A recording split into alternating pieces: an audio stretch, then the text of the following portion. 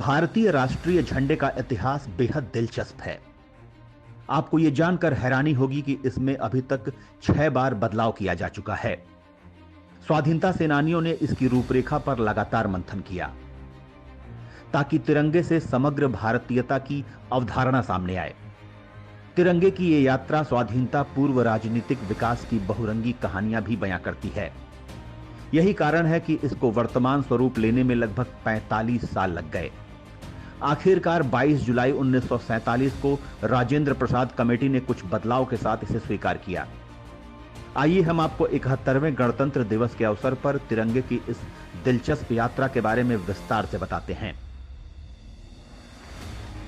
पहला भारतीय झंडा वर्तमान कोलकाता के पारसी बेगम स्क्वायर में 1906 के 7 अगस्त को फहराया गया था। वैसे 1857 में भी झंडा फहराया गया था, लेकिन वह पहले भारतीय स्वाधीनता संग्राम का झंडा था। इसी तरह 1905 में भगिनी निवेदिता ने भी एक झंडा सामने रखा था, लेकिन पहली बार भारत का गैर आधिकारिक झंडा 1906 में ही फहराया गया था, जिसमें लाल, पीले और हरे रंग की एक एक लाइन थी। 1907 के झंडे को पहले पेरिस और फिर बर्लिन में मैडम भीखाजी कामा और उनके निर्वासित साथी क्रांतिकारियों द्वारा फहराया गया था। इसे कामा के साथ वीर सावरकर और श्यामजी कृष्ण वर्मा ने डिजाइन किया था। यह काफी कुछ पहले के झंडे जैसा ही था, हालांकि इसके ऊपर वाली पट्टी में एक सप्तऋषि बयां कर रहे 7 स्टार्स और एक कमल थे। 1917 में एक नया झंडा सामने आया। इस झंडे को डॉक्टर एनी बेसेंट और लोकमान्य तिलक ने होम रूल आंदोलन के दौरान फहराया। इस तरह झंडे में तीसरी बार बदलाव किया गया। इसमें 5 लाल और 4 हरी क्षैतिज लाइनें थीं। इसके ऊपर सप्तऋषि को रखा गया। 1921 में बेजवाड़ा में आयोजित ऑल इंडिया कांग्रेस कमेटी के सत्र में आंध्र प्रदेश के एक युवा ने गांधी जी को यह झंडा दिया था। यह 2 रंगों का बना हुआ था, लाल और हरा। लाल हिंदुओं और हरा मुस्लिमों का प्रतिनिधित्व करता था। हालांकि उस युवक के सुझाव के बाद इसमें सफेद लाइन और चरखा भी जोड़े गए।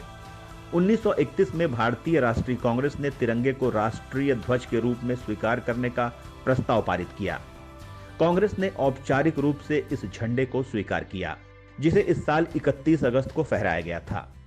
1921 के झंडे में इसलिए बदलाव किया गया क्योंकि कुछ लोगों ने इसके धार्मिक पक्ष को स्वीकार नहीं किया। सिख समुदाय ने भी कहा कि या तो 1921 के झंडे में उन्हें प्रतिनिधित्व दिया जाए या फिर धार्मिक रंगों को हटा दिया जाए। इस तरह 1931 में पिंगाली वेंकैया ने नया झंडा तैयार किया। इसके बीच में चरखा रखा गया। 1947 में राजेंद्र प्रसाद की अगुवाई में एक कमेटी का गठन राष्ट्रीय झंडा तय करने के लिए हुआ। कमेटी ने भारतीय राष्ट्रीय कांग्रेस के झंडे को ही राष्ट्रीय झंडा स्वीकार कर लिया। हालांकि इसमें कुछ बदलाव भी किए गए।